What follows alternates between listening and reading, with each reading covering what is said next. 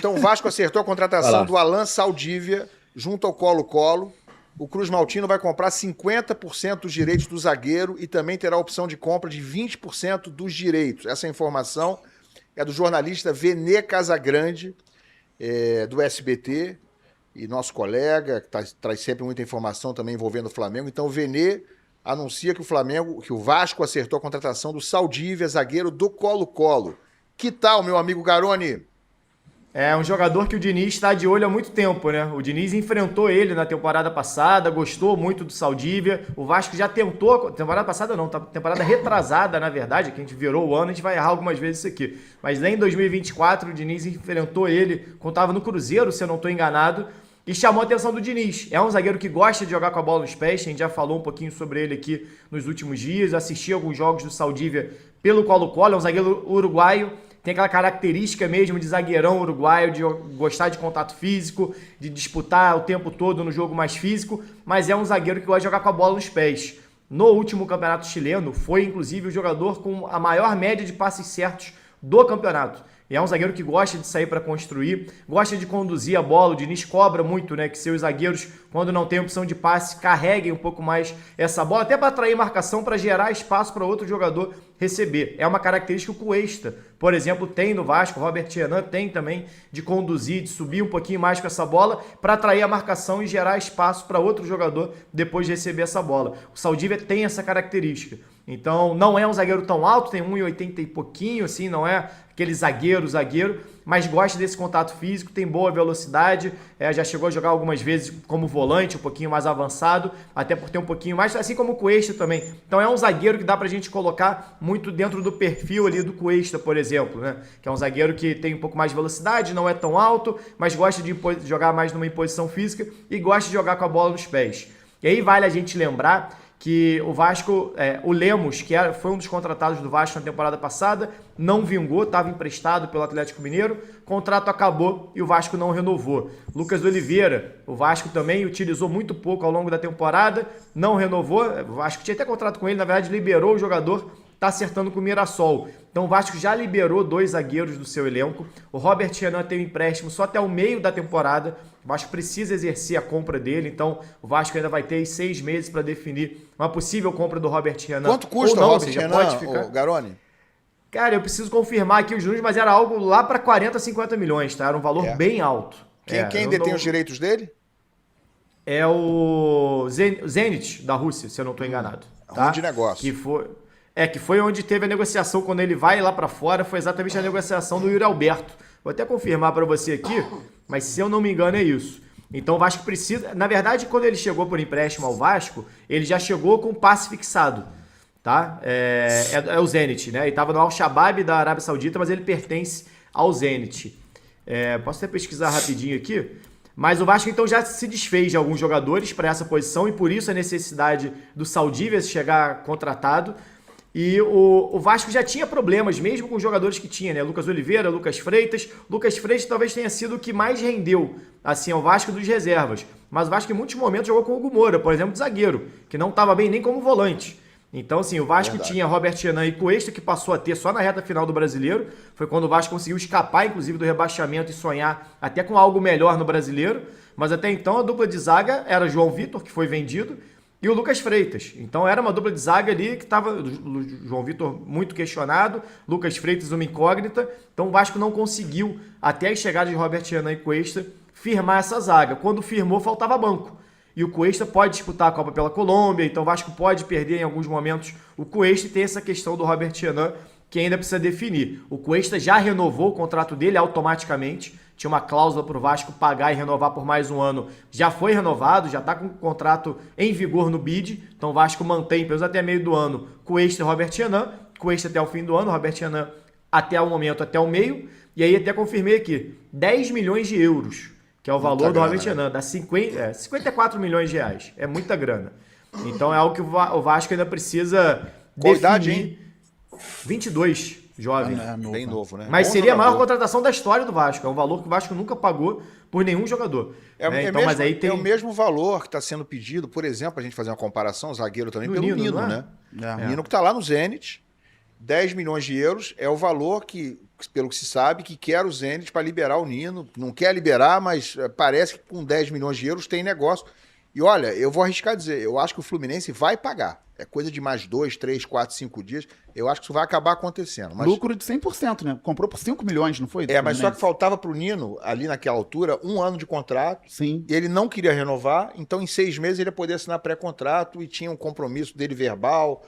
O Fluminense tinha prometido a ele tinha acabado de ser campeão da Libertadores, não teve jeito, acabou pegando. Né? E era isso ou nada, né? Naquela época. Mas sim, vendeu por 5 milhões de euros. Se trouxer por 10, está pagando o dobro 2 anos depois. Nino acho que está fazendo 29 anos agora, ou 28. A idade é boa. Tem 28. Fala, Garone, desculpa te interromper. Nada, mas não seria, no caso do Nino, por exemplo, uma contratação para você pensar em retorno financeiro posteriormente. É 100% para retorno técnico, né?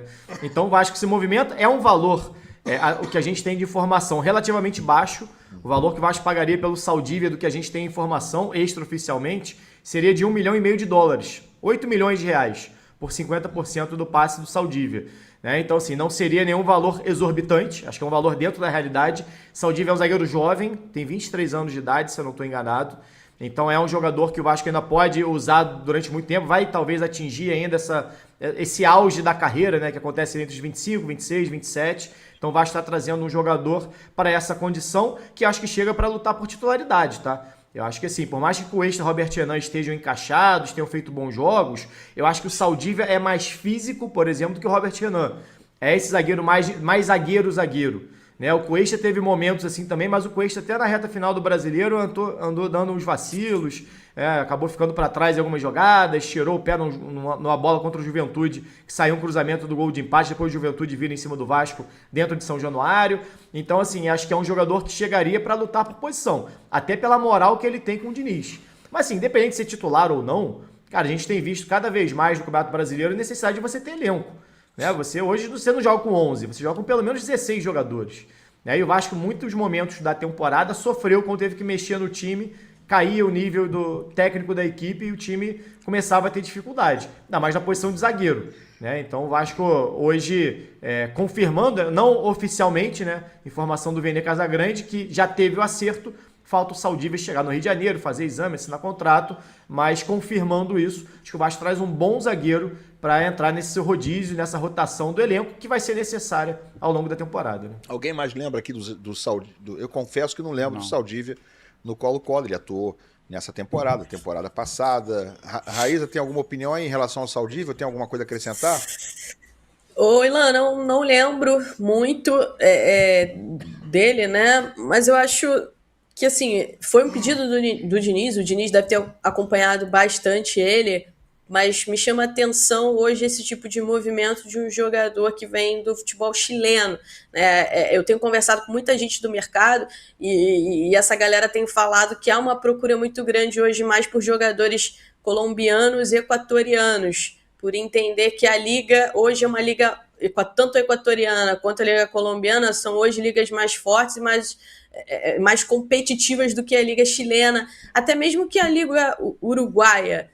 Então me chama a atenção ser um jogador que está ali na liga chilena. Eu acho que ele vai precisar de adaptação, até porque é calendário diferente, competitividade diferente, e diferente de outras épocas, a gente vai começar o Campeonato Brasileiro agora. Então, esse tipo de atleta não vai ter nem ali o Campeonato Carioca sozinho, a pré-temporada do Campeonato Carioca para poder se adaptar e entrando no ritmo do Campeonato Brasileiro, já vai chegar já com a competitividade lá no alto, Campeonato Brasileiro começando nesse início de temporada. O Garone acompanha bastante essas ligas, não sei se ele também tem essa mesma opinião.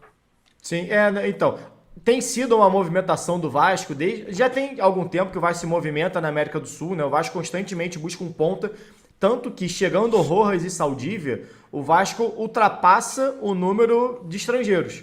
Então, assim, o Vasco renovou com o Puma, Então, o Vasco tem buscado muito, mas você tem o Maxime Domingues, que não deve ser aproveitado, Tem alguns jogadores que voltaram de empréstimo, Esforza. O Vasco não deve utilizar esses jogadores, talvez utilize só no estadual, por exemplo, para depois tentar uma negociação. Mas o Admar Lopes, que é o diretor de futebol hoje do Vasco, diretor executivo, na verdade, do Vasco, ele tem esse perfil, porque durante muito tempo ele trabalhou na França, por exemplo, e olhando exatamente o mercado da América do Sul.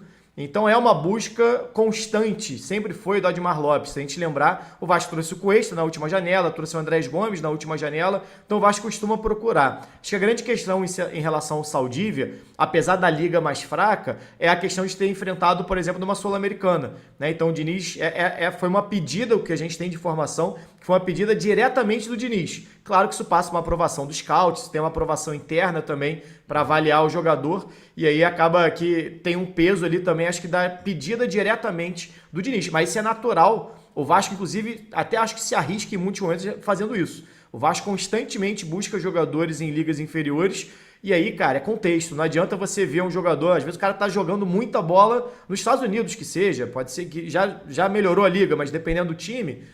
No México, por exemplo, o México o Rojas está lá, né? Que o Vasco está tentando contratar também. É um jogo muito aberto. E eu comentei a Liga Mexicana nessa última temporada. Você tem bons jogadores, mas é um ataque contra... A Liga nos Estados Unidos é assim também. A Major League Soccer você vê ataque contra ataque, tem sempre muito espaço. O cara recebe, não tem pressão na bola. Então, e aí você dá uma inflada nos números e às vezes o jogador parece ser mais do que é. E aí depois vai depender muito da adaptação do jogador dentro de um contexto de liga brasileira que é muito forte. O torcedor fica nessa, né? Ah, só tem bagre, só tem ruim.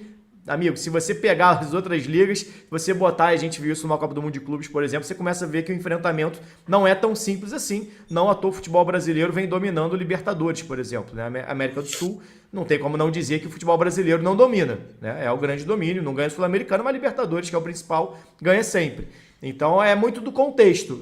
O Vasco assume um risco, mas acho que dá para a gente, olhando o mercado como está, um risco de 8 milhões de reais, a gente está vendo jogador por 40, zagueiro por 40, 50, 30, eu acho que é um risco baixo que o Vasco assume por um jogador de 23 anos de idade, uruguaio, que fez algumas boas temporadas pelo Colo-Colo.